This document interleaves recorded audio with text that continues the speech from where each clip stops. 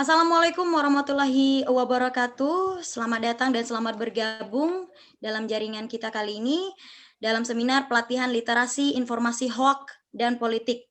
Meski masih dalam PSBB, namun tidak membatasi kita untuk terus belajar pastinya. Dan kami mengucapkan selamat datang kepada yang terhormat ada Bapak Ketua Panitia PPM, Dr. Heri Budianto MSI yang sudah bergabung bersama kita. Selamat datang, Pak. Ya. Kemudian juga yang terhormat ada narasumber kita, Ibu Ellen M. Yasak MA. Selamat datang, Ibu. Terima kasih, selamat siang. Dan yang ketiga kita juga ada dosen Vkom Mercubuana, yaitu ada Bapak Diki Andika MSI. Selamat datang juga kepada Bapak. Terima kasih. Serta teman-teman semua, teman-teman peserta pastinya dari kampus Mercubuana. Baik, bersama saya Isma Mary yang akan memandu acara kita sampai dengan selesainya nanti. Pertama-tama kita akan mendengarkan kata sambutan terlebih dahulu dari Ketua Panitia PPM oleh Bapak Dr. Heri Budianto MSI. Kepada Bapak kami persilakan. Namun sebelumnya mohon untuk dinonaktifkan semuanya audionya ya teman-teman. Terima kasih. Kepada Bapak Heri Budianto MSI kami persilakan. Assalamualaikum warahmatullahi wabarakatuh. Selamat siang. Alhamdulillah kita semua dalam keadaan sehat walafiat, sehingga kita semua bisa dapat mengikuti kegiatan webinar berupa pelatihan mengenai literasi informasi hoak politik. Sebelum saya lanjutkan, izinkan saya mengucapkan selamat datang, selamat bergabung, dan terima kasih kepada Ibu Ellen M. Yasak MA yang berkenan menjadi narasumber pada siang hari ini, dan juga Pak Diki Andika MSI, dosen Vkom Universitas Mercubuana yang dalam kegiatan ini bersama-sama saya. Jadi kegiatan ini adalah kegiatan kami berdua dalam rangka pelaksanaan pengabdian pada masyarakat tahun 2021. Perlu kami sampaikan kepada teman-teman peserta bahwa Bu Ellen adalah kandidat doktor dari UI, Pak Diki Andika adalah kandidat doktor dari UKM Malaysia. Jadi dua-duanya ini adalah kandidat doktor ya. Mudah-mudahan keduanya cepat selesai doktornya sehingga bisa kembali ke kampus masing-masing. Bapak Ibu, teman-teman semua, kegiatan ini dilaksanakan setiap tahun sekali. Jadi setiap dosen-dosen di seluruh Indonesia ya, termasuk juga kita di Universitas Mercubuana itu memiliki program penelitian dan pengabdian. Nah, biasanya kegiatan ini dilakukan off-air, tapi 2 semester ini sejak masa pandemi ini dilakukan secara daring. Karena keterbatasan gerak kita, ya, karena masa pandemi COVID-19, sehingga kegiatan ini dilaksanakan secara daring. Tentu saya kira tidak mengurangi niat kita, tadi sudah disampaikan oleh pembawa acara, Mbak Isma, untuk kita semua bisa belajar bersama dalam kegiatan ini. Saya kira itu saja apa yang saya sampaikan. Nanti kita akan sama-sama sharing dalam kegiatan ini terkait dengan literasi informasi politik. Sekali lagi kami ucapkan terima kasih kepada semuanya. Untuk kepentingan absen ya, untuk kepentingan absen sertifikat karena ada panitia yang menyiapkan segala sesuatunya. Saya sebagai penyelenggara acara mewakili teman-teman semua meminta kepada semua untuk dapat mengisi form di link chat, form absen dan kuesioner yang merupakan syarat untuk pengambilan sertifikat. Saya kira itu, terima kasih. Saya kembalikan kepada Mbak Isma sebagai pembicara. Wassalamualaikum warahmatullahi wabarakatuh. Maaf sebagai pembawa acara. Silakan Mbak Isma. Waalaikumsalam kepada Bapak Dr. Heri Budianto MSI. Saya mengucapkan terima kasih. Dan baik teman-teman, sebelum kita lanjut ke acara selanjutnya, alangkah lebih baiknya apabila kita membuka dengan doa acara ini, agar seminar kita bisa berjalan dengan lancar. Untuk pembacaan doa, saya minta kesediaan Bapak Diki Andika MSI berdoa untuk kita. Kepada Bapak kami persilahkan. Baik, Assalamualaikum warahmatullahi wabarakatuh. Bapak Ibu, Bapak Dr. Heri Budianto dan para pembicara yang kami hormati, mari bersama kita doa bersama. Bagi yang beragama non-muslim, silakan berdoa sesuai dengan agama dan kepercayaan masing-masing. Al-hazini ala kulli sholih al-fatihah.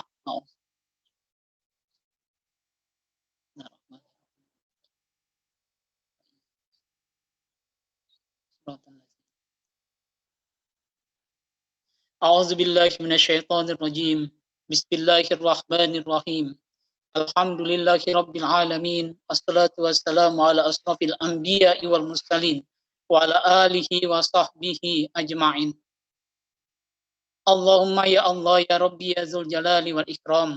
Ya Allah, kami berkumpul melalui pertemuan virtual ini dengan penuh semangat, dan kami mohon kepadamu ya Allah, golongkan kami dalam golongan orang-orang yang taat dan bersyukur kepadamu.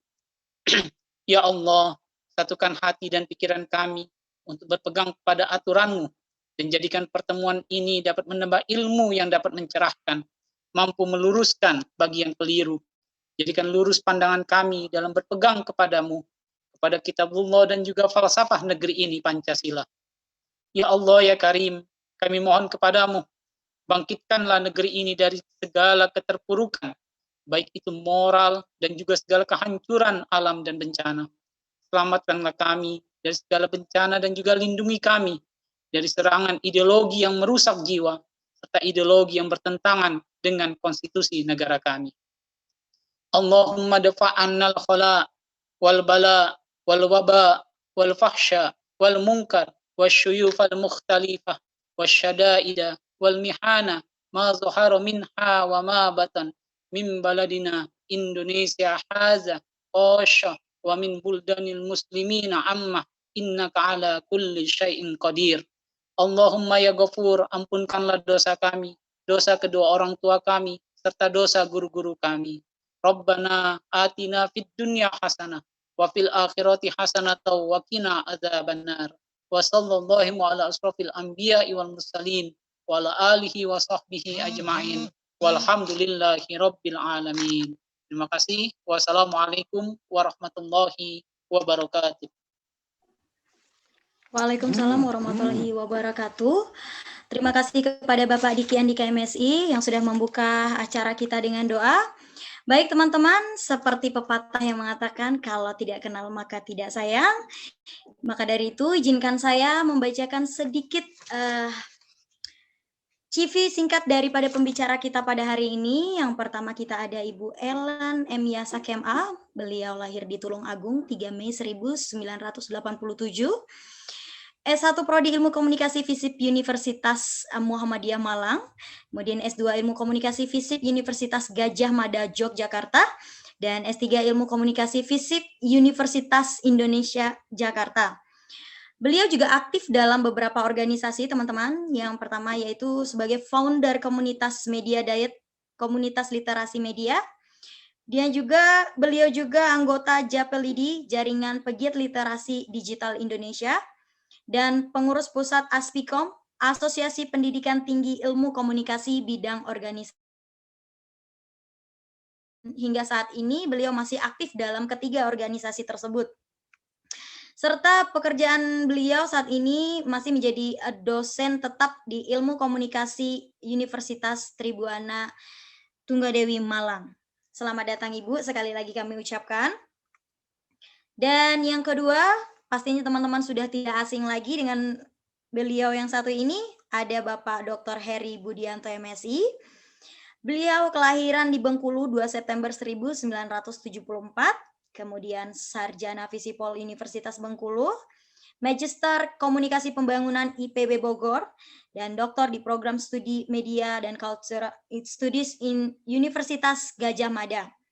Saat ini merupakan dosen pengajar Universitas Mercu Buana. Tentu teman-teman sudah mengetahui bukan? Serta IPB Bogor, Universitas Sahid Jakarta, dan Ilmu Komunikasi Interstudi Jakarta. Nah, selain itu, beliau juga merupakan pendiri Sekolah Pendidikan Karakter Fatma Kenanga, FK Islamic Character School, di bawah naungan Yayasan Fatma Al-Islami di Bengkulu, serta staf ahli Ketua Dewan Perwakilan Daerah Republik Indonesia. Dan yang sudah tidak asing lagi, tentu teman-teman sering melihat ya, karena beliau juga aktif menjadi narasumber di berbagai forum nasional dan internasional, serta media cetak, elektronik, televisi, dan radio media online. Beliau juga merupakan penulis dan kreator. Nah, itu adalah CV singkat daripada narasumber kita, teman-teman. Baik, mengingat waktu kita telah menunjukkan 1:30, mari kita langsung saja masuk ke dalam acara kita, yaitu pelatihan. Yang pertama, topik kita akan menguak tabir redaksi media, kepentingan ideologi bisnis, politik, dan idealisme media, yang langsung akan disampaikan oleh membaca materi kita, yaitu ada Ibu Ellen M. Yasak MA. Kepada Ibu yang menyampaikan materi, selama 20 menit ke depan kami persilakan kepada Ibu.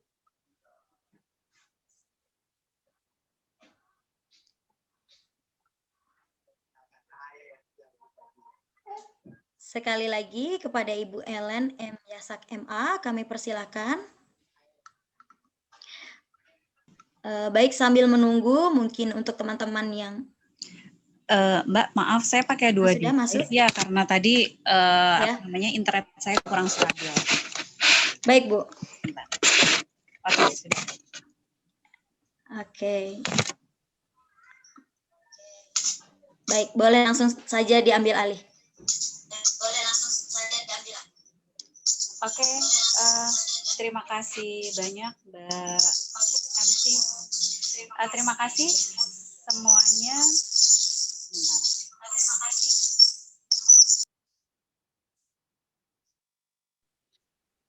Masih feedback ya. Selamat siang semuanya. Semoga kita semuanya dalam kondisi sehat walafiat, apakah secara jasmani maupun secara rohani. Kalau dulu kita bicara apa kabar sehat itu atas basa-basi ya. Kalau sekarang kita bertanya gimana kabarnya, semoga kita semua baik-baik saja, itu benar-benar doa ya. Karena pada kondisi ini semua orang memang berharap pada kondisi yang sangat prima dan selalu baik-baik saja gitu, dalam kondisi yang selalu sehat. Oke, perkenalkan, saya Ellen. Sejujurnya saya adik tingkatnya Pak Heri Budianto ketika masih menempuh pendidikan di Universitas Gajah Mada gitu ya. Jadi hubungannya panjang gitu, hubungan kolegial yang panjang gitu. Akhirnya sekarang saya masih dihubungin lagi gitu. Semoga hubungan yang baik ini terus berlangsung menjadi silaturahim yang baik dan memberikan manfaat satu sama lain. Selamat siang, terima kasih. Hari ini saya akan membaca materi menguak tabir media. Sesungguhnya materi tentang media yang saya sampaikan hari ini. Maaf sebelumnya, apakah suara saya bisa diterima dengan jelas ataukah terputus-putus? Bagus, terus. Bagus banget. Terima kasih. Jadi nanti kalau misalnya ada suaranya yang hilang, saya minta tolong dikasih tahu gitu. Oke. Jadi ketika kita bicara tentang media massa, kita tidak boleh meninggalkan sebenarnya media massa itu apa sih gitu. Bagaimana sih perkembangan media massa kita dari awal mulanya sampai saat ini. Sebelum kita bicara tentang, sebenarnya saya tadi bilang sama Pak Heri, Pak, ini saya bicara tentang tentang politik, tentang ideologi ya. Padahal saya akan lebih banyak bicara juga soal bagaimana cara kita untuk bijak terhadap media itu. Tapi nggak apa-apa, nanti akan saya singgung juga tentang bagaimana ideologi media, bagaimana media itu bekerja. Next, Mbak.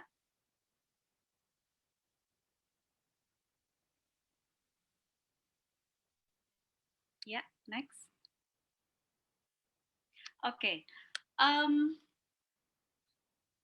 Ya, apa itu media? Media itu adalah apa namanya, saluran sesungguhnya ya, saluran pesan itu adalah media, saluran informasi itu adalah media. Kalau dulu kita mengenal media massa itu secara konvensional, old media itu kita bagi menjadi apa namanya, dua. Jadi ada media cetak, lalu ada media elektronik. Media cetak itu ada koran, ada majalah, media elektronik itu ada TV, ada radio gitu ya. Lalu setelah perkembangan media itu seiring dengan atau sejalan dengan perkembangan teknologi itu sendiri gitu. Jadi ketika teknologi itu mulai berkembang, media juga mengikuti perkembangan teknologi itu. Kalau dulu kita hanya mengenal media elektronik seperti radio dan televisi, saat ini semuanya sudah menjadi satu, menjadi media multiplatform. Dulu ketika ada sebuah peristiwa gitu ya, ada sebuah kejadian di mana nih kita bisa apa namanya, mengupdate informasi yang paling cepat. Orang pasti akan mendengarkan radio zaman dulu. Nanti nggak lama kemudian TV akan apa namanya, menyampaikan hasil reportasenya melalui media televisi. Lalu keesokan harinya media cetak dengan versi yang lengkap itu akan menyediakan coverage yang lebih lengkap tentang bagaimana sebuah peristiwa itu terjadi, gitu ya. Tapi setelah teknologi itu muncul, gitu ya, dulu orang pertama kali membayangkan nanti ketika TV itu muncul pasti akan menggantikan media cetak, gitu ya, koran, majalah itu pasti akan tergantikan. Tapi ketika radio itu muncul ternyata itu tidak terbukti.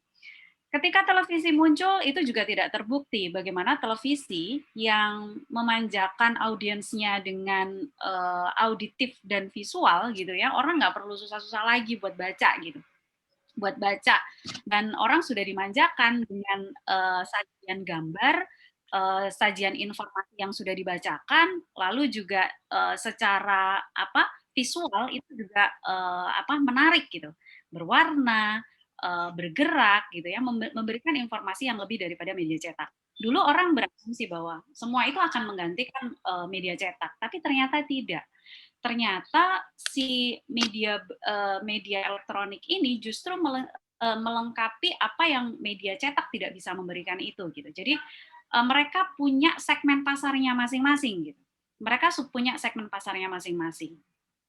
Oke, ketika mereka punya segmen pasarnya masing-masing gitu ya, orang yang misalnya kenapa sih masih pengen tetap dengerin radio gitu, karena radio bisa dibawa kemana-mana gitu. Lalu ketika teknologi ponsel itu mulai berkembang, mereka menyediakan fitur radio dalam ponsel. Lalu orang bisa mendengarkan radio ketika mereka membawa ponsel kemana-mana. Setelah itu muncul Android gitu ya, muncul Android. Orang bisa browsing gitu ya, mengakses informasi gitu ya. Dulu informasinya masih sangat terbatas sekali gitu ya. Google itu masih mesin pencarian masih belum sebanyak sekarang kalau kita mencari di keyword tertentu gitu. Yahoo juga demikian, dulu nggak hanya Google, ada Yahoo gitu kan.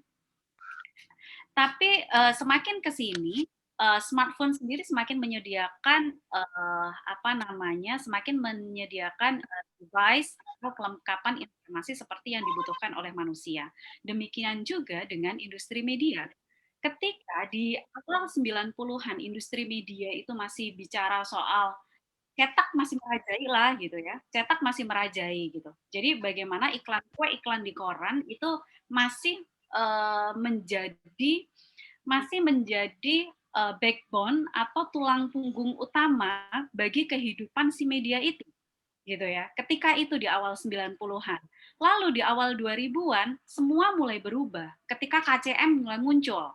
Kompas Cybermedia ketika itu. Meskipun masih belum banyak orang menggunakan cyber media online, tapi KCM sudah mulai sudah mulai untuk memadukan antara teknologi dengan bagaimana kebutuhan manusia akan informasi itu, gitu kan? Semakin ke sini semakin berkembang, orang semakin mudah untuk mengakses informasi itu, gitu ya. Orang semakin mudah untuk mengakses informasi.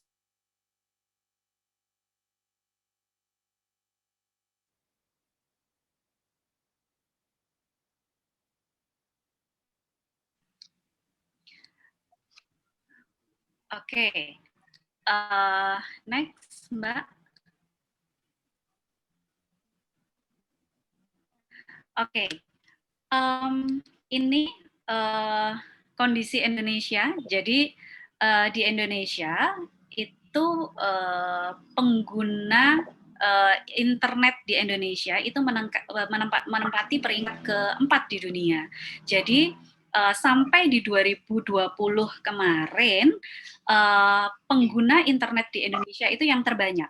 Jadi kalau di kalau dilihat rata-rata satu orang di Indonesia itu memiliki lebih dari satu device, gitu ya. Mereka punya smartphone, mereka punya tablet, mereka punya komputer desk.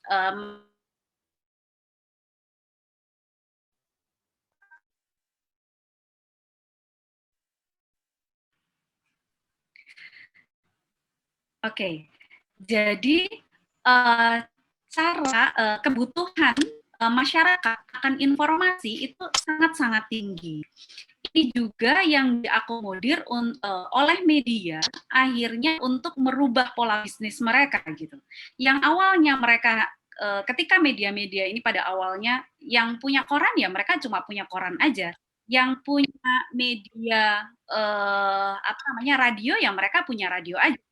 Yang punya TV ya mereka punya televisi aja gitu. Ketika bicara perubahan kondisi masyarakat ini, kalau dulu kan kita jadi mulai dari masyarakat agraris ya, mulai dari masyarakat agraris di mana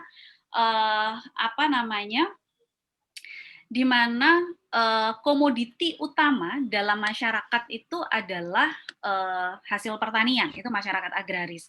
Lalu kita beralih ke masyarakat industrial, di mana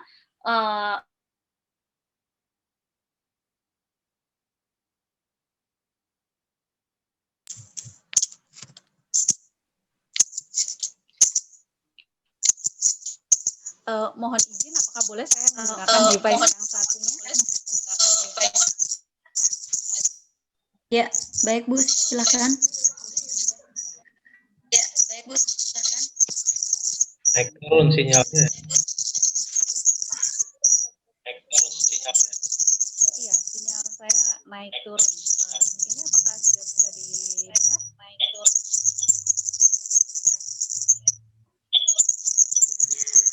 Oke.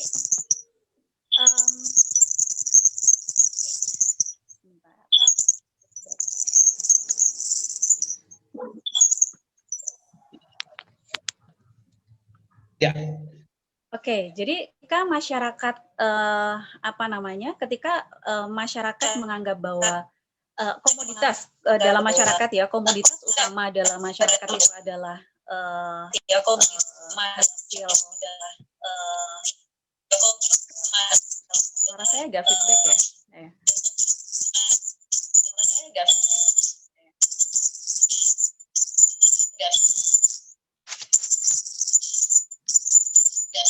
Suaranya jelek. Terdengar. Feedback Bu.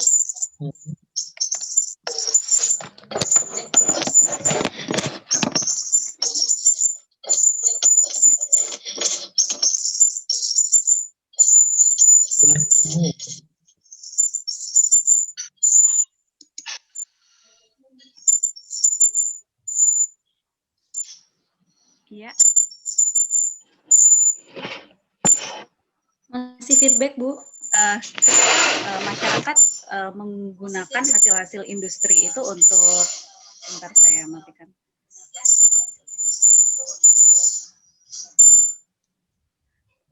Terima kasih. Mohon maaf atas ketidaknyamanannya. ketika masyarakat menganggap bahwa hasil-hasil industrial itu menjadi komoditi utama, disitulah masyarakat itu menjadi masyarakat industrial. Nah, saat ini kita masih belum sepenuhnya meninggalkan agraris, kita belum sepenuhnya meninggalkan industrial, tapi kita sudah masuk ke information society atau masyarakat informasi, di mana kebutuhan utama atau di kebutuhan pokok masyarakat itu adalah dari informasi itu sendiri gitu. Jadi komoditi utama komoditas utama sekarang yang diperdagangkan itu lebih banyak ke informasi gitu ya. Jadi banyak media bermunculan, banyak media itu yang dulunya hanya punya satu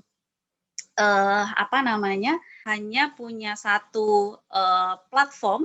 Kalau misalnya mereka punya TV aja, radio aja, koran aja, majalah aja. Sekarang nggak bisa lagi. Sekarang mereka mulai migrasi itu ke multiplatform. Kenapa? Untuk memenuhi kebutuhan audiensnya.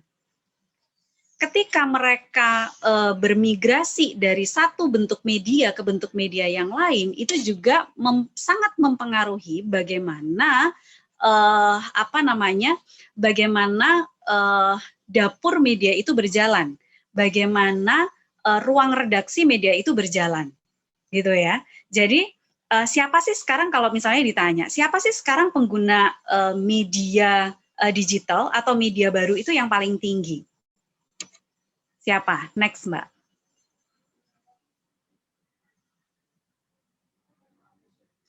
Oke. Pengguna media baru yang paling tinggi ini secara demografis, perempuan itu 49%, umur 18 sampai 25 tahun, lalu umur 26 sampai 35 tahun, tadi umur 18 sampai 25 tahun 49%, umur 26 sampai 35 tahun 33%, 36 sampai 45 tahun 14,6%, sampai ke umur 55-65 cuma 0,2%. Dari data demografi ini sesungguhnya kita melihat sebenarnya pasar yang paling potensial untuk media baru ini siapa? Pasar yang potensial untuk media baru ini adalah untuk mereka yang digital native. Digital native itu ya mungkin seperti teman-teman semua ya. Teman-teman rata-rata umur berapa? Umur 20-an kan ya? 20, 22, 19? Ya, kalian adalah digital native. 20. Kalian adalah digital native. Digital native adalah ketika kalian lahir, dunia ini sudah mendigital gitu. Kalau zaman saya dulu gitu ya, akses utama itu biasanya akses informasi utama itu dari televisi. Saya nonton TV, saya dengerin radio gitu ya, saya baca koran, saya baca majalah. Tapi di eranya kalian sudah anak yang digitalize gitu. Kalian sudah bawa gadget, kalian sudah fluent, kalian sudah sangat lancar menggunakan media digital itu untuk belajar, untuk menggunakan equipment ya, peralatan digital itu kalian sudah sangat fluent gitu, sangat lancar dengan itu. Nah, oleh karena itu ini juga sangat mempengaruhi bagaimana industri media itu berjalan. Media, cara kerja media itu sangat berpengaruh terhadap siapa pasarnya, gitu. Jadi sangat berpengaruh terhadap siapa pasarnya. Ketika pasarnya itu rata-rata adalah anak umur 20, orang-orang di usia 26 sampai 35 tahun dan 18 sampai 25 tahun. Jadi mereka juga harus menyediakan konten itu yang sesuai dengan usianya. Ketika itu ideologi media itu masih sangat kuat gitu. Ketika kita tahu Kompas itu background-nya dibuat oleh kelompok kalau salah saya mohon dikoreksi Pak Heri. Jadi kalau tidak salah Kompas itu dibangun itu dari kelompok dari kelompok dengan ideologi Kristen atau Katolik ya kalau tidak salah. Sementara Republika itu dibangun atau dibentuk itu dari ICMI, Ikatan Cendekiawan Muslim Indonesia. Jadi bagaimana ideologi yang dibawa oleh dua media itu masing-masing membawa ideologi kelompoknya masing-masing. Yang satu membawa ideologi-ideologi Kristen dengan logosnya, yang satu membawa ideologi Islam dengan Islam moderatnya gitu. Jadi bagaimana media-media ini juga memiliki ideologi yang mereka bawa ketika media itu dibentuk. Seperti itu. Nah, lalu bagaimana media-media ini bertransformasi sehingga dalam kontennya itu mampu memenuhi kebutuhan informasi yang dibutuhkan oleh oleh masyarakat dengan usia muda. Nah, tuh nanti kita bahas lagi. Next, Mbak. Oke, ini statistik pengguna internet di Indonesia. Tadi udah saya bahas ya. Kenapa banyak media yang bertransformasi? Karena kebutuhan informasi itu semakin tinggi. Kita mau beli handphone aja kan nyari informasinya itu dari mana? Dari mana kita nyarinya? Nyari informasinya secara digital. Jadi kebutuhan informasi setiap orang itu ya benar-benar melekat. Kalau kata Marx itu untuk setiap orang, bagi setiap orang itu melekat kebutuhan ekonomi dalam dirinya gitu. Kalau dulu kebutuhan ekonominya itu berdasarkan sandang pangan papan, kalau sekarang kebutuhan dasarnya gitu ya, kebutuhan dasarnya itu lebih kepada kebutuhan informasi itu sendiri. Satu orang aja, rata-rata satu orang di Indonesia itu punya lebih dari satu device. Dia punya 85% itu punya telepon seluler, lalu mengakses informasinya melalui telepon seluler, lalu ketika mereka punya laptop atau netbook, sebanyak 32% mereka mengakses informasinya melalui internet, melalui device yang mereka punya, 14% melalui PC, dan sisanya sebanyak 13% itu dengan tablet. Next, Mbak. Oke, ini penetrasi pengguna internet di Indonesia. Jadi yang paling banyak itu masih di Jawa dan Bali. Jadi lebih dari 52% sampai 2020 itu yang paling banyak itu masih di area Jawa dan Bali. Next.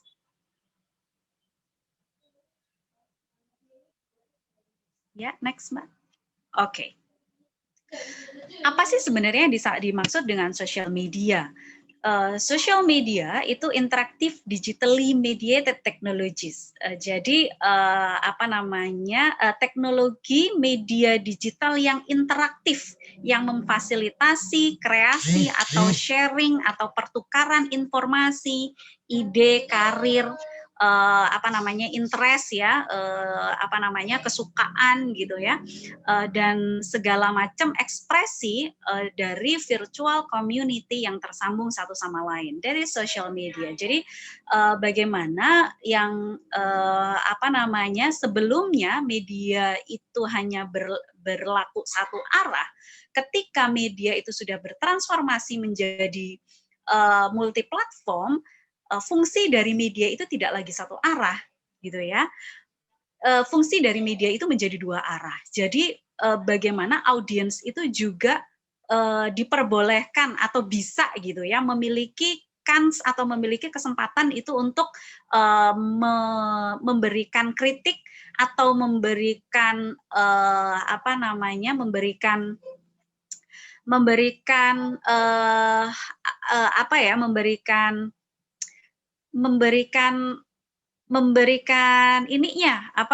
memberikan komennya gitu, komentarnya gitu tentang ulasan dari sebuah media itu, seperti itu. Ketika kita bicara sebelum kita bicara lebih jauh tentang bagaimana media multiplatform itu berjalan gitu. Media yang sudah bertransformasi tadi ya, media sudah memiliki ideologinya masing-masing gitu ketika mereka dibentuk, ketika mereka berdiri. Lalu setelah itu media itu punya kepentingan apa sih gitu. Kalau bicara media itu punya kepentingan apa? Media itu punya kepentingan ekonomi pasti. Kenapa media punya kepentingan ekonomi? Untuk sustainability, untuk keberlangsungan hidupnya. Kalau media tidak punya kepentingan ekonomi, dia bisa diklasifikasikan sebagai media apa namanya, sebagai media komunitas misalnya, atau media publik. Kalau media publik, kepentingannya untuk kepentingan siapa? Media publik untuk kepentingan publik kan. Jadi informasi yang dikelola itu memang untuk kepentingan publik. Sementara untuk media komunitas ya bagaimana informasinya itu ya dikelola untuk kepentingan komunitas. Bagaimana kebutuhan untuk secara ekonomi itu juga disupport oleh anggota komunitas itu sendiri. Publik juga demikian. Publik juga bagaimana iuran publik itu juga iuran publik itu berfungsi untuk kehidupan si lembaga penyiaran publik itu sendiri juga gitu. Beda dengan lembaga penyiaran swasta. Lembaga penyiaran swasta itu selain mereka punya ideologi, tapi mereka juga memiliki kepentingan ekonomi, sustainability ya, keberlangsungan, hidup. Dari mana? Dari iklan. Sekarang misalnya, ketika kita bicara tentang politik, ketika kita bicara tentang sekarang di era pandemi COVID-19 gitu, banyak produk-produk consumer goods yang kita makan sehari-hari, yang kita konsumsi sehari-hari itu mengalami penurunan. Banyak pekerjanya yang di layoff. Oleh karena itu sangat berpengaruh terhadap iklan mereka terhadap media. Lalu gimana caranya media itu sustain gitu? 1 tahun pandemi ini gitu ya, 1 tahun pandemi ini itu sudah banyak sekali media yang melayoff besar-besaran karyawannya gitu ya. Lalu banyak sekali juga media yang akhirnya menutup medianya itu karena sudah nggak bisa bertahan hidup gitu. Akhirnya jalan keluarnya gimana gitu. Yang masih bertahan hidup nih caranya gimana gitu. Nanti kita bicara tentang ada yang kita namakan dengan native advertising atau berita berbayar gitu. Bagaimana cara kerja native advertising ini dalam redaksi media, bagaimana native ads ini juga memiliki bagaimana kita melihat ideologi media berhubungan dengan native advertising ini. Nah, nanti kita akan diskusikan itu juga lebih lanjut. Oke, next. Oke, ini tadi ya ada digital migrants, ada digital native. Digital migrants itu ya termasuk saya gitu, yang lahir di 70, 80 gitu ya, 70-an, 80-an, di mana ketika kita lahir itu dunia ini masih belum digital, dunia ini masih analog gitu. Masih yang ya TV, radio, tadi koran, majalah gitu, yang semuanya itu masih sangat kita sebutnya old media ya. Sementara digital native itu adalah kalian yang native, yang memang hidup lahir itu sudah pada kondisi dunia ini yang sudah pada kondisi digital, dan kalian fluent untuk menggunakan equipment digital itu. Oke, next.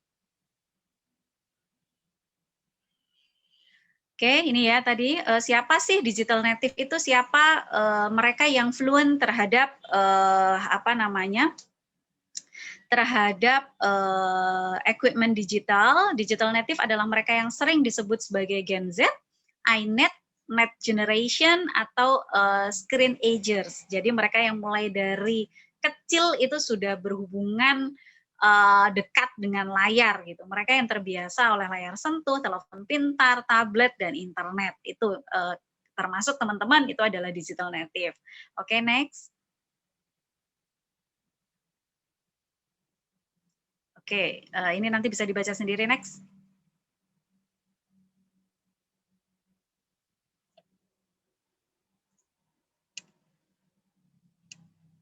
Next, Mbak.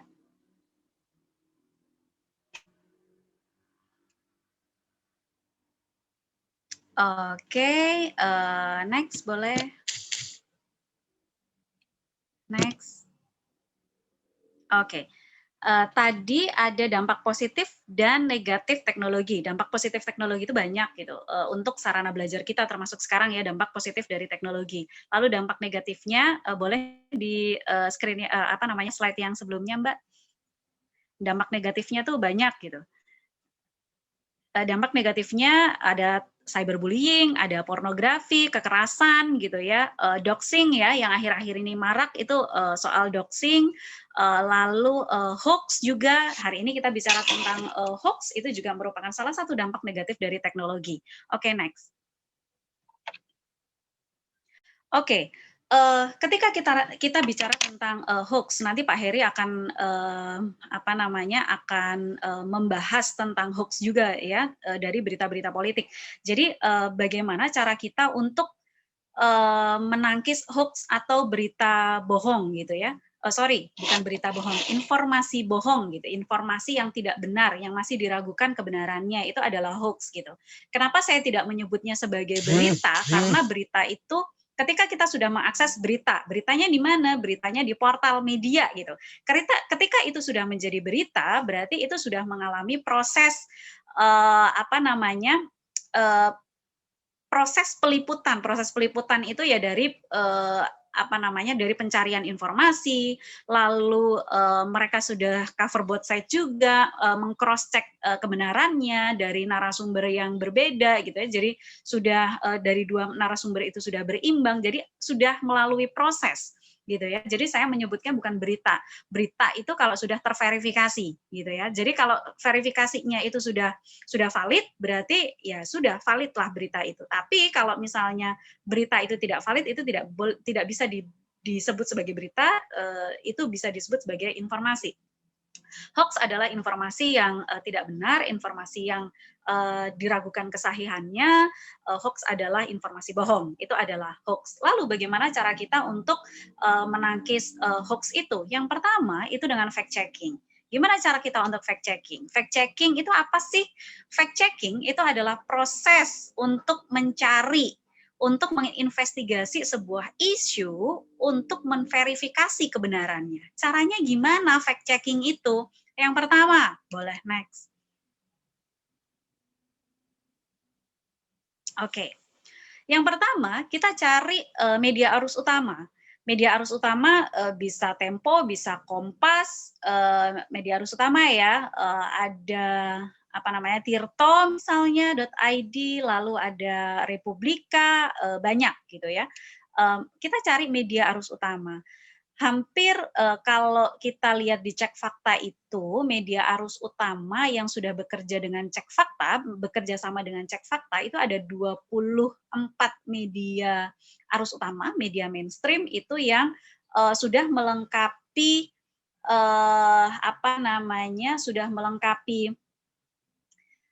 sudah melengkapi media mereka itu dengan Cek Fakta ini gitu. Jadi Tempo.co itu punya Cek Fakta. Jadi mereka akan meluruskan. Mereka punya tim yang mencari. Jadi dalam newsroomnya mereka punya satu desk itu yang namanya fact checker. Nah, fact checker itu untuk mengecek fakta-fakta benar nggak sih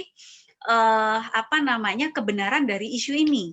Kebenaran dari informasi ini tuh sebenarnya benar apa enggak gitu. Nah, mereka punya tim untuk mengecek fakta itu. Nah, hasil dari cek fakta itu, nah ini bisa kalian akses ini di tempo.co di laman cek faktanya.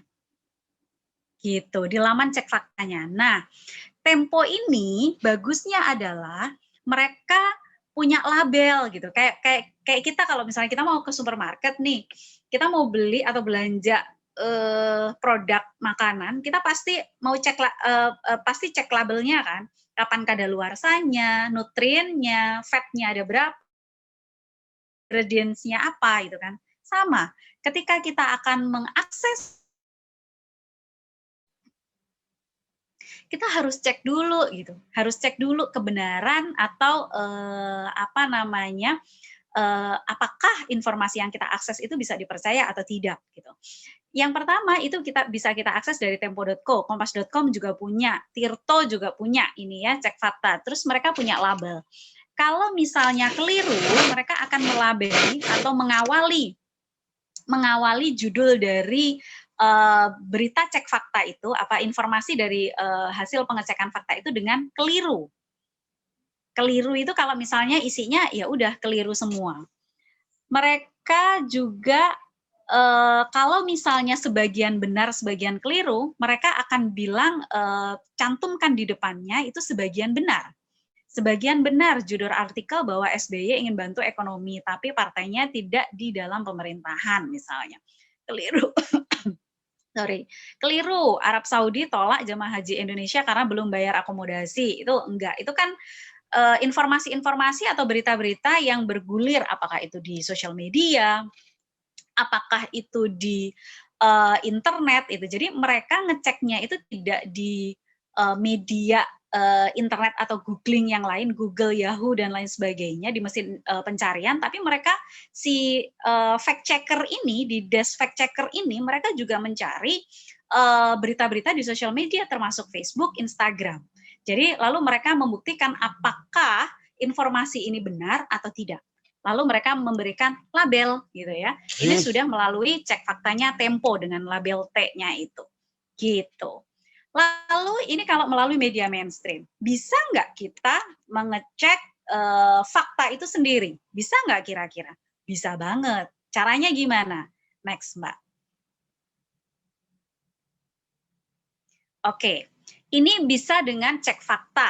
Ada cekfakta.com. Di situ kita bisa mencari. Jadi dari keyword atau judul informasi, judul berita yang kita dapatkan, kita pengen ngecek benar nggak sih si informasi ini. Nah, kita bisa search di situ, di cekfakta.com. Oke ya, cekfakta.com itu sudah bekerja sama dengan 24 media mainstream, di mana mereka itu juga, di mana si Cek Fakta ini, tim dari Cek Fakta ini juga feeding kebenaran berita gitu ya, hasil-hasil dari fact checking itu ke 24 media mainstream ini, Tirto ID, Kontan, Detik, Tempo, ada Jakarta Post juga gitu ya. Di situ cekfakta.com. Kalian boleh juga mengakses cekfakta.com. Next. Oke, let's debunk. Ayo, debunk itu sama dengan membuktikan kebenaran dari hal-hal yang hal-hal yang kurang bisa dipercaya gitu, yang bohong gitu. Jadi pembuktian gitu. Istilahnya tabayun gitu ya. Try and learn. Jadi ayolah kita coba dan kita juga belajar. Practice make perfect intinya di bank ini. Jadi ketika kita mendapatkan informasi, kita harus cross check lagi kebenarannya gitu ya. Next. Oke, ini berita ini di beberapa tahun lalu ini sempat marak ya, dan ini muncul di media cetak. 1 anak 5 miliar, predator intai korban tanpa pengawasan. Jadi waktu itu banyak kasus penculikan anak, lalu organnya hilang, disinyalir ini karena untuk jual beli organ, gitu kan waktu itu. Nah, ini sudah muncul nih di koran, di media cetak atau di media mainstream. Setelah itu, next. Mohon maaf, Bu, saya interupsi sedikit. Waktu kita masih ada 5 menit ke depan ya, Bu. Oh, Oke, siap. Untuk Terima kasih. Terima kasih. Ya, faktanya kepolisian akhirnya memberikan klarifikasi bahwa berita penculikan, penjualan organ anak-anak yang viral di media sosial itu nggak benar. Gitu kan? Itu tadi kan dari media sosial akhirnya diberitakan di media massa, di media mainstream. Akhirnya ada yang mengklarifikasi. Nah, kita wajib mengklarifikasi gitu ya. Jadi dari satu biasanya gini kalau untuk nandainnya gitu. Kalau misalnya ada satu informasi atau satu informasi yang kita nggak tahu ini benar apa salah gitu ya, kita cross check ke media mainstream. Ketika tidak ada media mainstream yang memberitakan itu bisa hampir bisa dipastikan salah. Gitu ya. Tapi ketika ada media mainstream yang memberitakan serupa, coba baca dulu kontennya. Ketika kita baca kontennya ini sama dengan media yang beredar itu, yang viral itu, ya maka itu benar. Kalau misalnya kontennya sangat jauh berbeda, ya udah itu bisa dipastikan salah. Itu cara kita untuk debunk. Cara kita untuk debunking itu begitu. Next, Mbak. Oke, stop spreading hoax. Jadi gimana caranya kita untuk menyetop penyebaran hoax? Yang pertama, next. read before you share. Jadi the most interesting thing about human behavior as a social media manager adalah yang paling menarik gitu ya pada pada tingkah laku manusia ketika mereka menghadapi sosial media, ketika mereka mendapatkan informasi maunya itu langsung share gitu. Jadi baca dulu sebelum kita men-share lagi informasi itu, gitu ya. Apakah itu akan dibutuhkan orang lain ataukah itu akan berpotensi memperkeruh keadaan? Kita baca dulu. Lalu setelah membaca, apakah itu benar, informasi itu benar ataukah tidak? Jadi kita harus baca dulu sebelum kita melanjutkan share itu. Oke, next. Next, Mbak. Oke, consider the source. Jadi kita harus mengacu pada sumbernya itu dari mana. Bisa dipercaya atau tidak.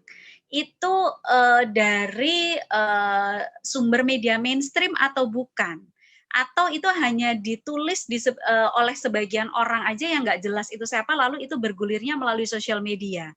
Consider the source. Jadi siapa yang menulis itu, gitu ya, siapa atau dari mana sumber itu berasal. Nah, itu harus ditelusuri lagi, gitu. Oke, next. Kalau kita menelusuri itu, kita bisa Google. Kita bisa Google dari mana dari keyword atau dari judulnya. Ya, ada nggak tema-tema serupa, judul-judul serupa yang similar, yang sama itu dengan informasi yang kita dapatkan. Google itu termasuk ke Google Image juga ya. Google Image itu bisa lo buat cek fakta. Kalian ketik aja Google Image, lalu dari image yang sudah tersebar itu tadi, kalian unggah lagi di Google Image, nanti Google Image akan mencari image-image atau gambar-gambar itu yang memiliki kedekatan atau yang memiliki kesamaan. Sampai nanti reverse itu di siapa yang pertama kali mengunggah itu dan kapan. Mudah sekali untuk mencari tahu. Kalau misalnya itu berhubungan dengan video atau gambar ya, itu melalui Google Image. Oke, next. Jadi lihat juga URL-nya. URL-nya itu dari mana, gitu ya.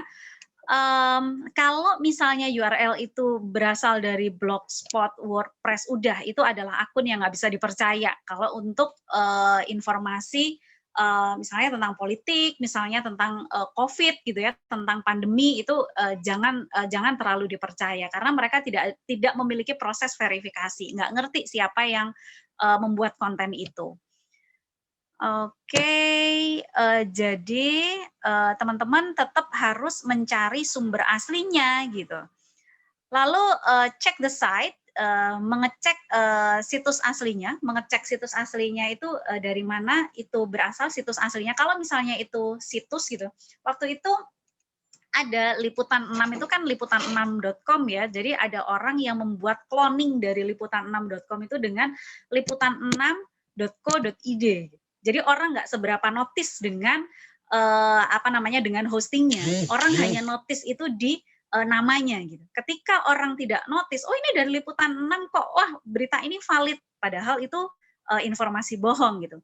Check the site. Lalu ketika kalian teman-teman sudah berada pada laman informasi pada laman media itu gitu ya, coba cari about us-nya. About us-nya itu ada nggak secara rinci menyebutkan itu media yang seperti apa? Lalu mereka itu media publikkah? Apakah mereka media komunitas-kah? Atau mereka media swasta? Media yang mana, kepentingannya apa, tempatnya di mana? Kalau itu ada, ya itu bisa dipastikan bisa. Gitu. Tapi kalau misalnya enggak, gitu ya, itu diragukan kebenaran dari informasi yang berasal dari portal itu. Gitu. Oke. Terima kasih. Mungkin nanti akan dilanjutkan dengan tanya jawab. Sebetulnya saya masih mau memberikan nanti ada contoh tentang native advertising. Jadi bagaimana teman-teman juga harus bisa mengidentifikasi yang mana namanya native ads atau native advertising dan yang mana yang namanya berita reguler. Karena ketika kalian mempercayai native ads itu sebagai berita reguler, ya apa ya, itu kayak kita sudah tertipu gitu loh, dan native ads itu sudah marak sekali ada di media mainstream kita.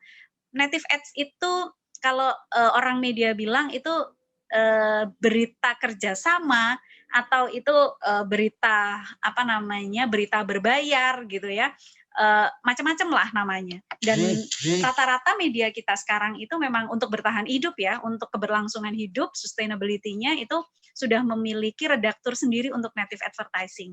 Nanti kita bicara banyak kalau masih ada yang mau tahu soal native ads juga. Terima kasih, saya kembalikan ke MC. Ya, terima kasih kepada Ibu Niasa KMA yang telah menyampaikan materi. Baik, mungkin nanti jika ada yang ingin ditambahkan, kita bisa lanjut ke sesi tanya jawab ya. Dan saya ingin mereminder ke teman-teman semua, sembari kita mendengarkan materi, mungkin boleh diisi terlebih dahulu absen dan kuesionernya ya, untuk pengambilan sertifikat. Dan kemudian nanti apabila teman-teman kita masuk ke sesi tanya jawab, teman-teman bisa mengajukan pertanyaan melalui platform yang sudah disediakan. Dan selanjutnya kita akan mendengarkan lagi penyampaian materi dari Bapak Dr. Budianto MSI dengan topik yaitu literasi informasi dan hoak politik. Kepada Bapak Dr. Budianto MSI, saya persilakan. Baik, terima kasih Mbak Isma, teman-teman semua. Bu Ellen sudah banyak menjelaskan, bahkan sangat rinci ya, tentang bagaimana mendeteksi pemberitaan atau informasi hoax yang ada di berbagai macam media, terutama media-media mainstream. Saya melengkapi ya apa yang sudah disampaikan oleh Bu Ellen. Ini kalau menyampaikan semua slide saya tentu banyak sekali ya, nanti bisa di-share ke panitia.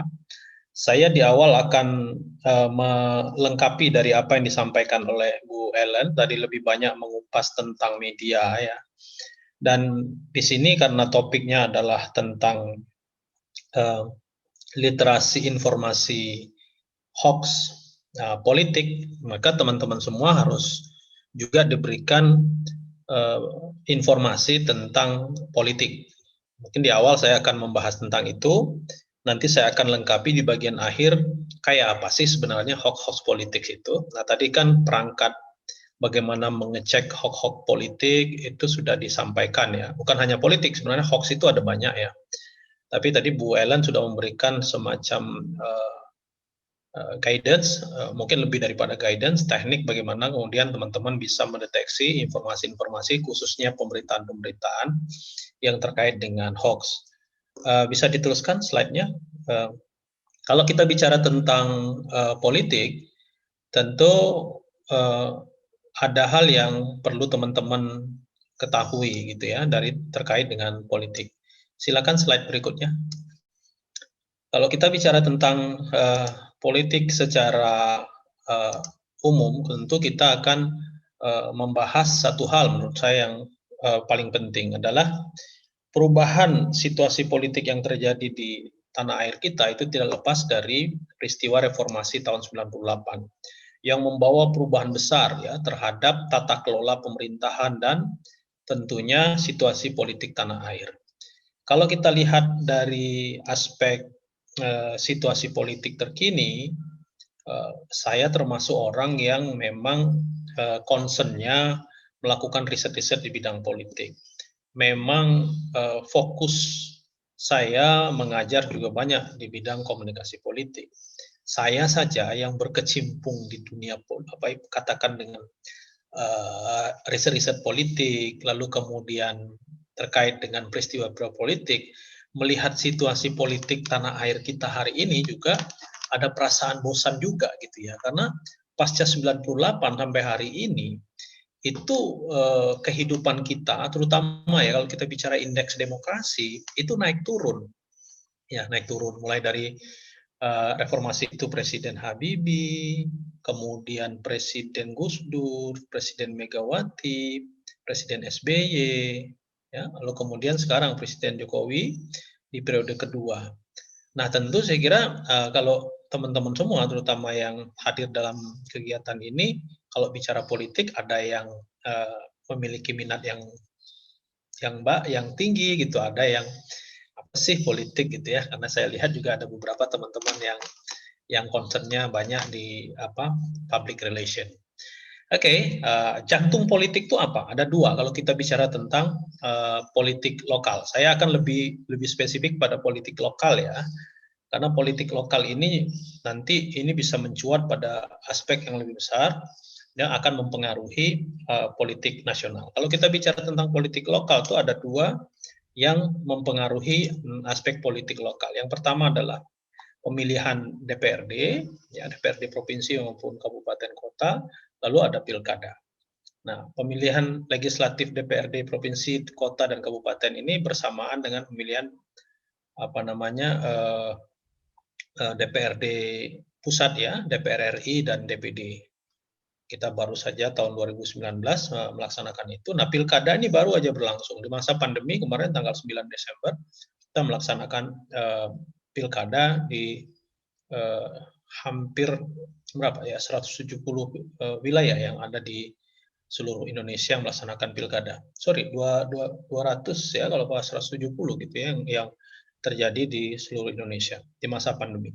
Nah, dua peristiwa politik ini sangat menentukan bagaimana situasi atau kondisi politik di tingkat lokal. Nah, secara umum ini nanti Mbak Elvira sebagai host untuk untuk slide presentasi saya menyesuaikan aja dengan apa yang saya sampaikan. Kalau kita kaji lebih jauh, kalau bicara tentang politik lokal itu apa sih? Nah, secara sederhana dapat kita pahami bahwa politik lokal itu adalah kegiatan-kegiatan politik yang berada pada level daerah atau lokal. Semua hal yang berkaitan dengan politik, pemerintahan daerah, kebijakan daerah maupun pemilihan di tingkat daerah itu adalah hal-hal yang terkait dengan politik lokal.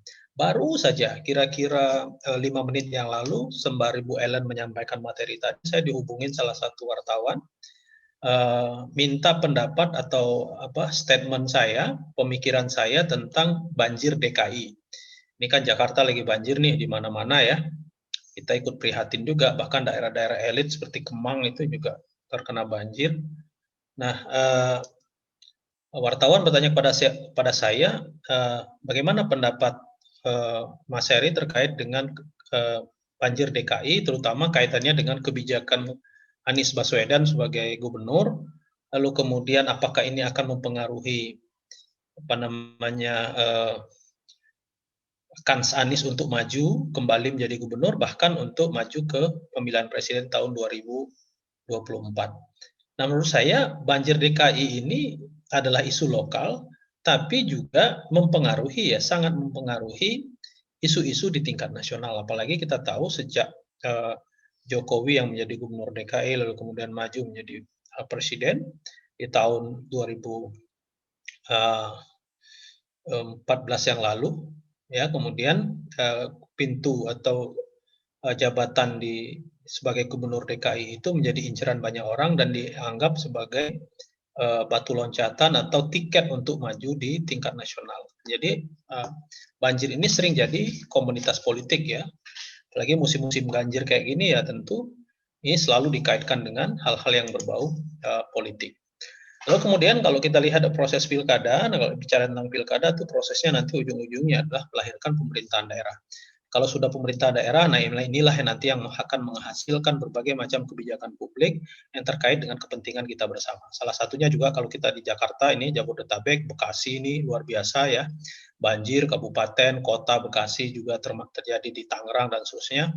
Hampir beberapa daerah ini bagaimana pemerintah ini melakukan satu kebijakan ya yang terkait dengan kemaslahatan ya, kepentingan masyarakatnya terkait dengan banjir. Itu bagian daripada bagaimana pemerintah daerah itu melakukan kebijakan-kebijakan atau pelaksanaan-pelaksanaan pembangunan terkait dengan pelaksanaan pemerintahan daerah. Nah, apa aja nih? Ini kalau kita lihat nih ya, saya membuat satu peta.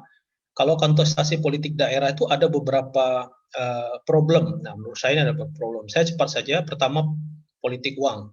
Ini politik uang nih luar biasa ya. Bahkan beberapa santer lah kita dengar kalau mau jadi bupati itu harus siapkan uang sekian, kalau mau jadi gubernur itu sekian, gitu-gitu ya. Nah, ini bukan isapan jempol karena memang prosesnya tidak mudah karena pemilihan langsung itu harus memiliki tingkat popularitas, akseptabilitas, elektabilitas yang tinggi. Kita harus dikenal orang, kemudian harus meyakinkan orang untuk memilih, dan kemudian juga harus membangun citra. Itu semua pakai uang ya. Untuk uang itu ya, tentu saya kira itu proses politiknya, tapi ada juga pada proses pemilihannya uang untuk memberikan kepada pemilih. Nah, ini yang disebut dengan money politik gitu. Ada kualitas calon juga ya sangat beragam daerah karena proses yang terjadi di partai politik ini kadang-kadang tidak sejalan dengan kualitas calon yang diperlukan dalam satu daerah. Ada politik kekerabatan dinasti ya kita tahu lah ya. Beberapa daerah bapaknya jadi gubernur, anaknya jadi bupati, ya, bahkan kita tahu 2019 kemarin putra Pak Presiden Jokowi menang di Solo, menantunya menang di Kota Medan dan seterusnya ya. Ini ada satu fakta yang menunjukkan bahwa ternyata politik kekerabatan itu walaupun sistemnya demokrasi tetap saja tidak bisa dihilangkan karena nanti akan banyak lagi cerita saya di situ ya terkait dengan itu. Saya ingin cepat saja. Berikutnya saya ingin menampilkan ya satu apa ya Pak? Sorry, ini belum selesai. Jadi ada slide berikutnya soal pilkada di daerah itu rawan konflik. Ya kita tahu terutama daerah-daerah yang memang tingkat kerawanannya tinggi. Sering terjadi bentrokan antar pendukung, sering terjadi penyerangan terhadap kantor penyelenggara pemilu KPU misalnya ya itu sering di daerah. Kemudian koalisi parpol. Nah, jadi karena syarat pencalonan gubernur, wali kota, bupati itu termasuk presiden misalnya itu tidak bisa dipenuhi oleh satu partai, maka mereka harus berkoalisi. Makanya kadang-kadang di satu daerah tidak ada satu partai pun yang bisa mengusung satu orang gitu. Jadi harus berkoalisi dengan yang lain. Persaingan ketat di wilayah basis, nah ini juga menjadi kata kunci. Misalnya di Jawa Barat ini tipikalnya adalah pemilihnya ke tradisional berbasis pada ideologi gitu misalnya. Lalu kemudian di Jawa Timur, jadi ada ideologi, katakan ada ideologi, ada yang disebut dengan abangan, ada yang disebut dengan sarungan, gitu-gitu ya. Jadi yang disebut dengan beberapa tipologi dari pemilih gitu. Oke, berikutnya saya ingin lompat saja. Saya tidak akan menjelaskan banyak di sini ya mengenai komunikasi politik. Nah, ini ada potret pemberitaan tentang pilkada. Ini hasil riset yang kami lakukan melalui lembaga Polkom Institute tahun 2016 ketika pilkada yang bekerja sama dengan DKPP, DKPP RI ya, Dewan Kehormatan Penyelenggara Pemilu. Ini kami melakukan satu riset tentang pemberitaan pilkada di tahun 2015. Nah, ternyata masyarakat kan sebenarnya dalam proses pilkada itu mereka ingin mendapatkan informasi dari calon, tentang calon gitu yang banyak, tapi pemberitaan di media kita lebih banyak menyoroti tentang tahapan pemilu kadanya itu sendiri gitu ya, mencapai 33%. Proses pemilu kadanya itu mencapai 25,7%.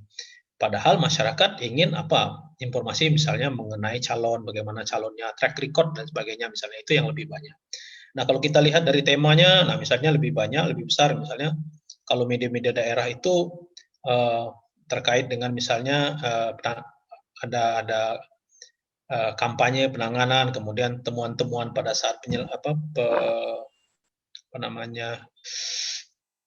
penyalahgunaan. Nah, penyalahgunaan atau kesalahan-kesalahan di dalam penanganan penyelenggaraan pemilu itu yang lebih banyak kalau kita bicara dari tema pemberitaan yang ada. Nah, soal literasi tadi sudah banyak dijelaskan oleh Bu Ellen tentang literasi politik. Saya tidak akan mengulang terlalu banyak. Nah, saya akan lebih fokus pada hoax politik. Ya, ada slide saya itu soal hoax politik. Hoax politik di Indonesia ini dimulai. Jadi kalau kita lihat dari sejarah pemilu yang ada, dimulai dengan hingar-bingarnya persoalan politik di dunia maya ya, cyber ya, di dunia media-media mainstream, terutama di media-media sosial ya.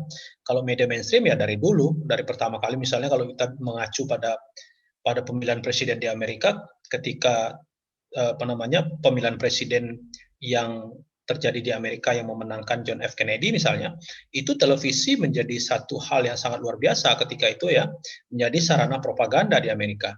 Nah, di Indonesia kita tahu bahwa mulai maraknya informasi-informasi yang beredar di berbagai macam media sosial itu sejak pemilu 2014. 2014 Padahal kalau kita mengacu pada di Amerika, sebenarnya ketika Obama memenangkan pemilihan presiden di Amerika, dia sudah mulai membuat satu mekanisme campaign yang luar biasa melalui BlackBerry misalnya. Nah, di Indonesia tapi mulai terasanya sejak pemilu 2014. Sebelum-sebelumnya masih masih didominasi oleh media mainstream. Misal 2004 ketika SBY menang misalnya. Ketika SBY menang itu masih media-media mainstream. SBY dicitrakan sebagai sosok yang dalam tanda petik teraniaya misalnya ya. Nah, oleh pemerintahan Presiden Megawati ketika itu. Nah, tapi ketika 2014 itu berubah drastis. Itu sudah mulai percakapan politik itu melalui media sosial atau cyber media. Nah, lalu berlanjut di Pilkada DKI tahun 2017. Kita tahu nih, ya ketika itu Ahok berpasangan dengan Jokowi, lalu kemudian ada 5 pasang calon ketika itu yang kemudian memenangkan Jokowi Ahok, dan di situ luar biasa. Kita lihat di 2017 itu udah mulai nih muncul yang kemudian kita kenal sekarang sebagai influencer ketika itu buzzer yang paling buzzer ya yang paling banyak ketika itu. Nah, kemudian muncul di Pilkada 2005, sebenarnya Pilkada di 2015 sudah ada ya. Pilkada 2018 muncul gitu ya. Lalu banyak sekali ya pilkada-pilkada itu sudah mulai muncul. Lalu pemilu 2019 berlanjut tuh, udah pemilu 2014, pemilu 2019. Sorry, saya lupa, bukan Pilkada DKI 2017 iya. Ini yang marak ketika itu. Lalu kemudian mulai muncul lagi sangat masif hoax pemilu itu pada pemilu 2019 sampai hari ini sudah tidak terbendung lagi gitu ya. Cuma kita memang harus memiliki pemahaman yang dasar tadi yang disampaikan oleh Bu Ellen, yaitu bagaimana mendeteksi informasi-informasi hoax gitu ya.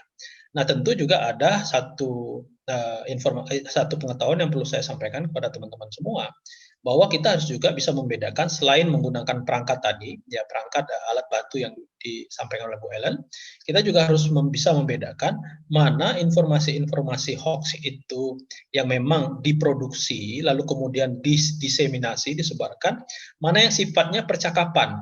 Nah, ini yang juga menurut saya harus di-clearkan gitu.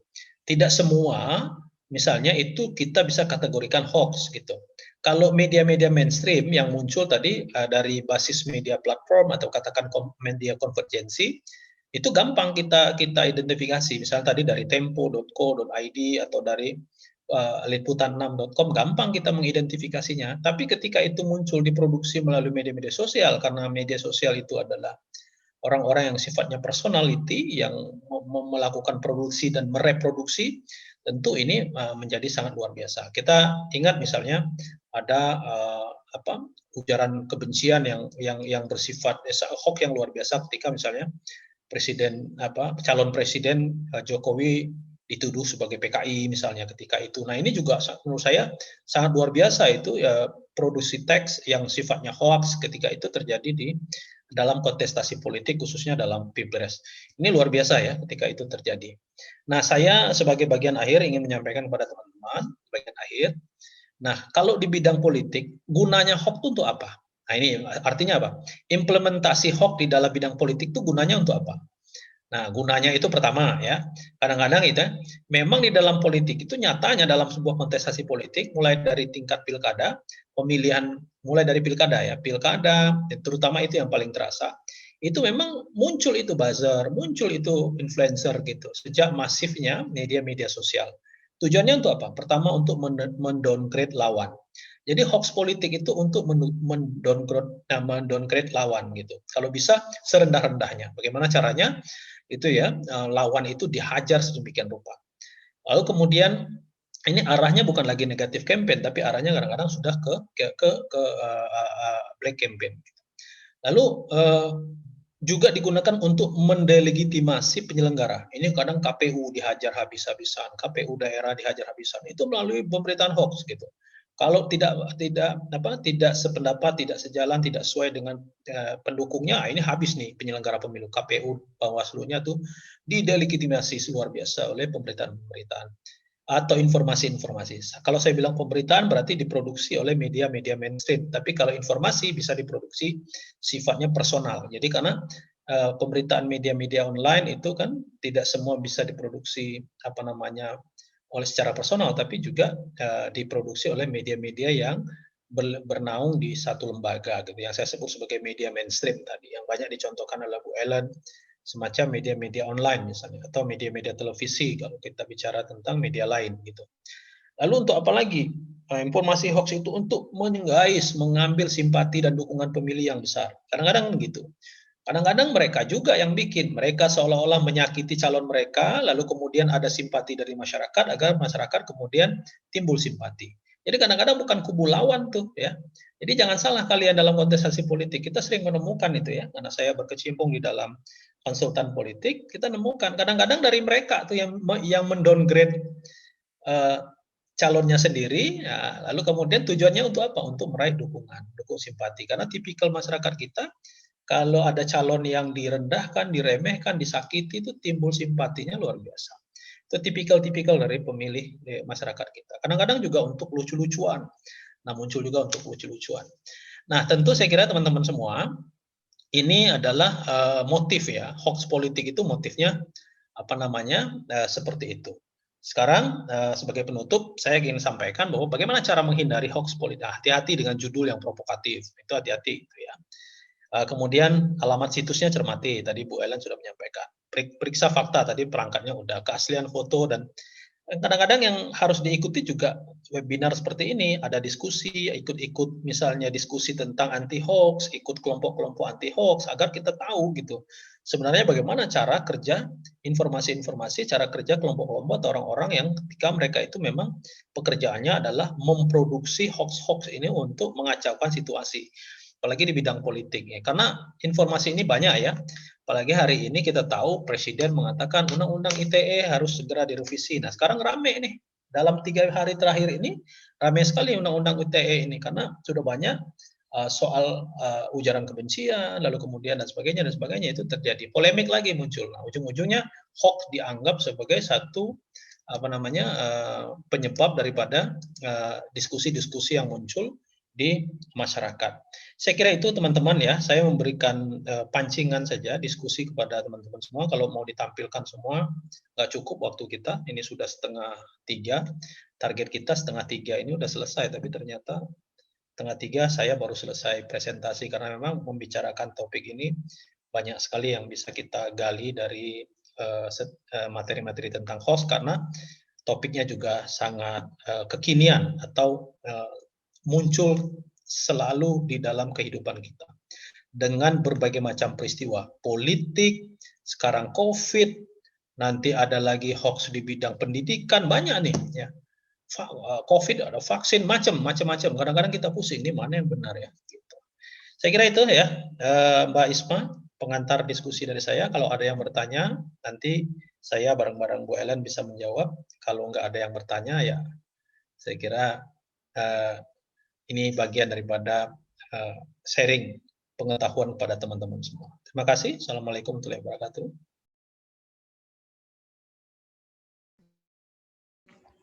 Waalaikumsalam warahmatullahi wabarakatuh. Terima kasih kepada Bapak Dr. Budianto MSI yang telah menyampaikan materinya. Baik, saatnya kita masuk ke dalam sesi tanya jawab atau diskusi seperti yang sudah saya beritahukan tadi. Bagi teman-teman yang ingin bertanya, silakan memasukkan pertanyaan di kolom komentar yang sudah tersedia ya. Saya memberikan kesempatan 2 orang penanya untuk memberikan pertanyaannya. Sebentar.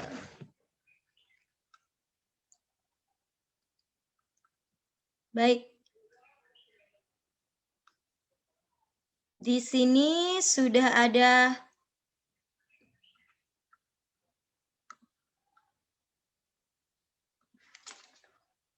Baik, di sini sudah ada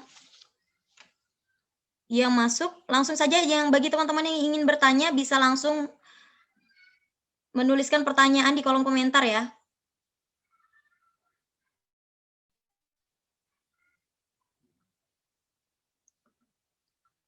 Langsung juga boleh kali, Mbak, kalau Bagaimana ada. teman-teman? Kalau ada mau bicara langsung juga boleh. Ya, betul.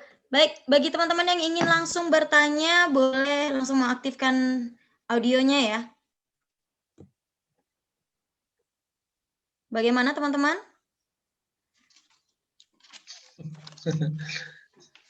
Ya. Oke, baik. Apabila tidak ada yang bertanya, mungkin boleh dari saya sendiri ya Pak ya. Ya, silakan. Ya, saya ingin bertanya, ini tadi saya ingin mengajukan pertanyaan kepada Bapak. Pastinya tadi kita membahas tentang politik kekerabatan atau dinasti. Nah, ini menurut saya agak sedikit menarik ya. Pak, isu tersebut sudah sering kita dengar, bahkan bukan hanya sekedar isu, sudah sering terjadi gitu. Politik dinasti atau yang disebut dengan politik kekerabatan begitu ya Pak. Bagaimana pendapat Bapak serta apa sebenarnya yang membuat budaya ini tidak bisa hilang dalam dunia politik begitu Pak? Apakah karena memang sudah menjadi budaya yang susah dihilangkan atau memang ini karena banyaknya anggota politik yang menggunakan budaya tersebut? Bagaimana Pak menurut Bapak? Makasih. Ya. Kalau Mbak Isma nanya, wajar dia nulis tesis skripsinya soal politik nih kebetulan ya. Iya betul Kalau yang lain mungkin agak bingung juga nih. Tapi ada Mas Frederick nih, boleh nanya Mas Frederick ini ya. Oke, Mbak Isma ya, saya mau jawabnya mau ilmiah atau mau sekedar bincang-bincang aja nih. Ya kalau bincang-bincang ilmiah begini, boleh Pak, bincang-bincang boleh. bincang-bincang kekuasaan itu emang enak ya Mbak, gitu ya. Berkuasa tuh enak. Saya cerita aja nih ya, ada cerita. Satu ketika saya berkesempatan mengunjungi teman. Beliau adalah teman kuliah saya waktu S2 dan sempat menjadi wakil bupati di salah satu kabupaten di Aceh. Singkat cerita tahun 2018 saya sempat ke sana. Sana dijemput, tapi beliau sudah tidak jadi wakil bupati lagi gitu. Saya juga agak apa ya, waktu itu nggak kaget juga waktu dapat informasi, jadi wakil bupati luar biasa. Nah, jadi ke kabupaten itu harus lewat Polonia, dari Polonia naik pesawat kecil, sampailah saya di kabupaten, salah satu kabupaten Melabuh lah, Aceh Barat ya. Sampai di sana dijemput. Sampai dijemput itu karena udah hampir puluhan tahun nggak ketemu, ngobrol, dijemput. Nah, langsung diajak makan. Nah, ini cerita, ini menarik. Saya buat teman-teman nih yang cerita begini yang enak didengar gitu ya. Saya bilang, wah luar biasa bisa jadi wakil bupati. Itulah kawan, enak memang jadi pejabat itu, dia bilang kan. Nah itu kira-kira ya, enak jadi pejabat itu. Makan disediakan, mobil disediakan, supir dikasih, pintu mobil dibukain. Nah kira-kira gitu ya, Mbak Isma ya. Jadi ya memang enak gitu ya. Kalau berkuasa tuh enak, semua orang mau berkuasa. Masalahnya ya kan tidak mudah di Indonesia itu untuk menjadi pimpinan daerah. Makanya politik dinasti itu kenapa nggak bisa lepas? Karena hasrat berkuasa tadi. Hasrat berkuasa itu yang muncul gitu. Coba perhatikan, itu rata-rata. Kalau saya sering bilang begini, ini rata-rata nih ya, coba kita lihat, perhatikan. Tapi sebagian besar, saya tidak mengatakan data riset. Sebagian anak polisi menjadi polisi. Sebagian anak dokter kuliah di kedokteran. Sebagian anak dosen menjadi guru. Sebagian anak politisi jadi politisi. Coba perhatiin. Ya, saya jawabnya yang ringan-ringan aja deh, biar Mbak Isma dan yang teman-teman tahu gitu. Ya kan? Nah, sebagian besar itu angkatan gitu. Tapi kalau dulu karena semua orang dari desa, banyak itu orang yang bapak ibunya petani, tiba-tiba anaknya jadi tentara. Tapi maksud saya ya itu trennya sekarang. Karena apa? Karena memang dalam dunia politik itu begitu. Sehingga apa? Sehingga orang berlomba-lomba untuk untuk berkuasa. Selain itu ya kalau kita mau realnya, kekuasaan itu bisa merubah banyak hal. Apa misalnya ya? Dengan kekuasaan itu kita bisa bantu orang lain kalau positif ya, hal yang positif. Dengan kekuasaan itu kita bisa misalnya menjalankan ide-ide kita dan seterusnya. Sehingga kadang-kadang misalnya kita lihat di satu daerah, apalagi di kampungnya tempat Bu Ellen ini dari Jawa Timur itu, nah, suaminya bisa di bupati, nanti istrinya yang jadi bupati juga gitu. Puter gitu, diputer. Nah, kadang-kadang ini terbukti ya. Nah, yang bersaing istri pertamanya dengan istri keduanya. Itu benar-benar terjadi loh itu di Jawa Timur itu. Anda bisa cek tuh. Namanya Kabupaten Kediri, Anda cek tuh. Tahun berapa itu. Jadi ada misalnya kontestasi yang karena istrinya lebih dari satu, jadi yang menang istri tuanya. Ya gitu-gitu. Jadi lucu lah ya kalau kalian ikut politik itu. Saya kan memang kadang-kadang lucu gitu ya. Tapi ya memang itu kenyataan ya, kenyataan yang terjadi. Ya tidak mudah gitu ya. Nah, saya ingin menambahkan selain pertanyaannya Mbak Isma, tadi Mbak Ellen menjelaskan tentang ideologi media. Ya benar ya, tadi saya melengkapi aja. Mbak Ellen menceritakan soal Kompas. Kompas itu berdiri tahun 65. Saya nambahin. Tahun 65, ketika itu situasi pers itu memang partai-partai politik itu bikin media. Ketika itu kedikdayaan Partai Komunis PKI tahun 65 itu luar biasa. PKI punya koran, namanya Suara Rakyat. Itu luar biasa mempengaruhi opini masyarakat. Maka Bung Karno manggil Franseda ketika itu. Franseda itu adalah aktivis Partai Katolik. Benar Mbak Ellen tadi yang bilang dari itu ya, jadi aktivis Partai Katolik. Franseda dipanggil Bung Karno, disuruh bikin koran untuk menyaingi media PKI. Franseda kemudian memanggil PK Oyong dan Yakob Utama, yang ketika itu sedang melaksanakan atau membuat majalah Intisari. Lahirlah Kompas dari Partai Katolik. Jadi memang ya saya melengkapi dengan yang disampaikan oleh Bu Ellen, memang itulah kenyataan bahwa media kita memang lahir dari berbagai macam ragam. Kalau tahun 65 partai-partai NU punya koran, Masyumi punya koran, semua punya koran. Tapi dulu masa Bung Karno, ketika masa Pak Harto udah nggak lagi. Masa sekarang bukan partai punya koran, tapi ketua partai punya media. Ini masa sekarang, yang sekarang ini gitu. Ini makanya teman-teman semua banyak ya ilmunya. Kalau kita bicara tentang media itu banyak ilmunya, dan juga bicara tentang politik juga banyak ilmunya. Saya kira politik itu berat, tapi kalau dipahami dengan santai, dengan karena dia lekat dengan kehidupan kita masih sehari-hari gitu. Kadang-kadang lucu-lucuan, tapi lucu-lucuannya bikin kita kesel juga gitu ya. Contohlah kasus Abu Janda gitu ya, terlepas pro dan kontra. Lucu-lucuan tapi kesel juga kita kan. Kok orang kayak begini gitu ya, kadang-kadang gitu ya. Tapi yang pendukung nggak apa-apa gitu. Kadang kita juga nggak mau terlibat politik, tapi kita ujung-ujungnya dukung-dukung juga gitu. Itu ya teman-teman ya. Saya kira itu ya dari saya, mungkin Bu Ellen mau nambahin, silakan.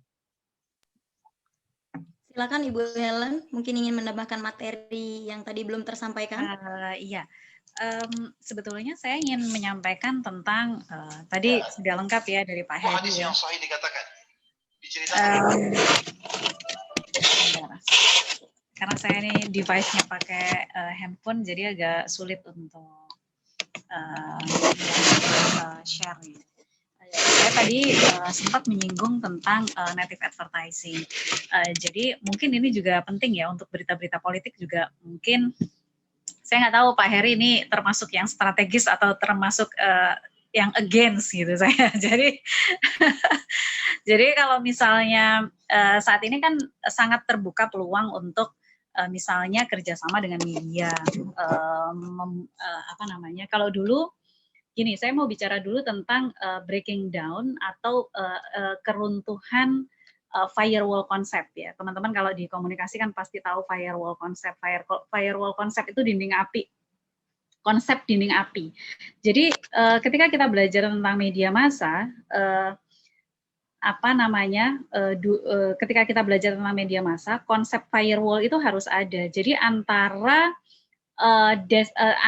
bagian iklan sirkulasi, bagian bisnis lah ya, bagian bisnis media dengan newsroom itu ada dinding api yang ya orang bisnis nggak boleh masuk ke newsroom, orang newsroom nggak boleh masuk ke bisnis gitu.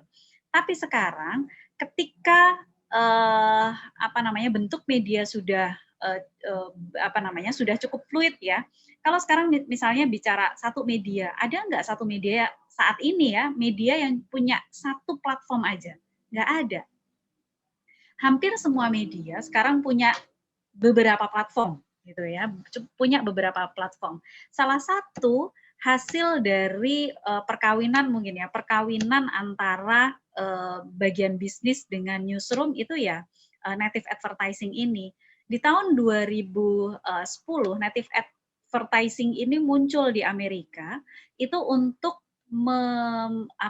untuk mengiklankan produk-produk consumer goods awalnya. Jadi yang kita konsumsi sehari-hari, sabun, susu, sereal, makanan sehari-hari yang kita makan. Tapi ketika native advertising ini akhirnya muncul gitu ya, di Indonesia diadopsi gitu. Dulu kalau misalnya di bagian akhir news itu pasti ada misalnya kegiatan satu produk tertentu, misalnya produk shampoo, misalnya produk makanan, itu ada brandnya di situ. Itu adalah native advertising. Kita notice kok kalau itu kalau itu advertising. Dan dulu di media itu kan ketika advertorial dengan berita reguler itu batasnya jelas banget. Advertorial itu ditandai dengan font yang beda. Lalu dia tempatnya berbeda. Pembaca akan notice lah kalau itu advertorial. Tapi kan sekarang dengan adanya native ads ini, orang justru nggak notice kalau itu adalah iklan. Karena iklan itu di-package dengan pemberitaan persis sekali, yang soft sekali dengan seperti berita gitu. Dan itu sudah kalau seperti kamuflase gitu artinya. Itu yang saya sebut dengan breaking down firewall concept gitu. Jadi keruntuhan firewall concept itu yang dulu itu ada dinding api loh antara area bisnis media dengan area newsroom, sekarang udah nggak ada lagi gitu. Misalnya ya, ini saya buka di Bentar. Oke, ini contohnya misalnya ada di Kompas gitu. Kompas ada news. Ini kan ada yang biru-biru nih. Ada kilas daerah, lalu ada kementerian, ada badan negara, ada kilas korporasi, sorot politik, kilas parlemen. Yang biru-biru ini berita berbayar semua gitu. Jadi kalau misalnya kita mengakses misalnya, di sini ada sorot politik misalnya, kita klik. Di situ banyak sekali berita-berita tentang politik. Karena kita nggak notice dan di situ tidak tercantum apakah ini native advertising ataukah berita berbayar, jadi kita menganggapnya sebagai berita reguler gitu loh. Nah ini kan bahaya gitu. Internet saya mengagak-agak nih. Itu berbahaya gitu. Jadi dan itu namanya macam-macam. Kalau di Kompas itu hanya dilabelin biru-biru aja. Kalau di Kontan itu kebetulan teman saya ada yang ini juga ya, ada yang AE-nya Kontan. Kalau di Kontan itu kemarin itu ini misalnya udah kelihatan itu di Kompas memilih pemimpin negeri, terbukti Jokowi menaruh harapan besar pada PNS, itu masuk di headline. Padahal ini masuknya di mana? Di sorot politik. Politik tadi yang berita berbayar. Kita kan harus aware ya, kan, dan kita harus melek terhadap media yang kita akses. Ini contohnya sih gitu. Gitu. Jadi kalau di melanjutkan, kalau di Kontan itu namanya bukan paid ya. Mereka punya kode yang itu bukan ADV, bukan paid, bukan apa. Saya lupa kodenya itu kayak kode nama berita berbayar gitu. Berhati-hati. Di salah satu mungkin ini di sisi PR mungkin ini jadi terobosan ya. Untuk di sisi PR mungkin ini jadi terobosan, tapi di sisi jurnalistik atau di sisi media ini sangat berhubungan dengan etika. Itu. Karena saya bicara mungkin lebih banyak tentang media dan literasi media, jadi saya ingin menyampaikan ini ke teman-teman semua. Gitu, terima kasih. Saya kembalikan ke Mbak MC. Ya, baik, terima kasih Ibu Ellen. Ya, memang apabila kita berbicara mengenai hoak dan politik tidak akan ada habisnya ya, karena memang kita hidup dan berdampingan dengan masyarakat luas.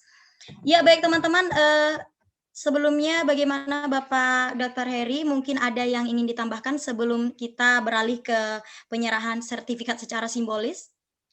Cukup ya, udah jam 3 juga.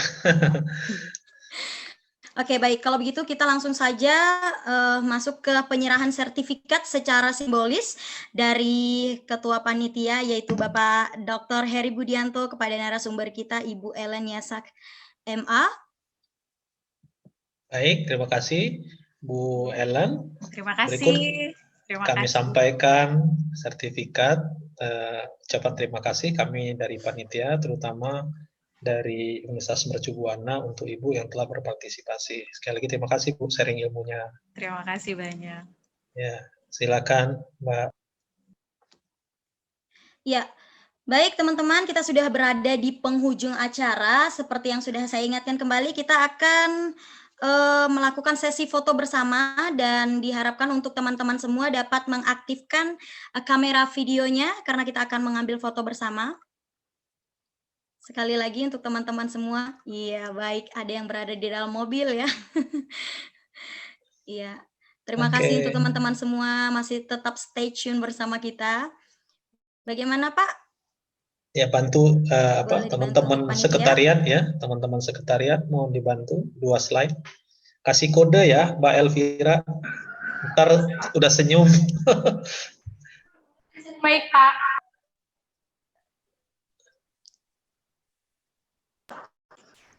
Satu, dua. Bentar. Satu, dua. Oke, lagi satu. Ini yang slide 1 ya. 1, 2. Sekali lagi yang slide 2. 1, 2. Oke. Baik, terima kasih. Oke, baik. Dengan telah diambilnya foto bersama tadi, maka menunjukkan bahwa telah selesainya acara kita pada hari ini dalam tema pelatihan literasi informasi hoax dan politik. Kami juga mengucapkan terima kasih kepada narasumber kita, ada Ibu Ellen M. Yasak MA, dan juga Bapak Dr. Heri Budianto MSI yang telah berbagi ilmu kepada kita semua pastinya. Dan kami juga mengucapkan terima kasih kepada Bapak Diki Andika MSI yang sudah membantu menyelenggarakan acara ini. Dan tidak lupa juga saya mengucapkan terima kasih untuk teman-teman semua audiens yang sudah menyimak dengan antusias pastinya seminar pelatihan kita pada hari ini. Saya Isma Mary, mewakili kerabat kerja yang bertugas dan tim pada hari ini, mengucapkan dan pamit undur diri. Akhir kata saya ucapkan wabillahi taufiq wa hidayat. Wassalamualaikum. Assalamualaikum. Selamat siang. Ya, terima kasih semua. Terima kasih banyak semuanya. Saya pamit live ya, teman-teman.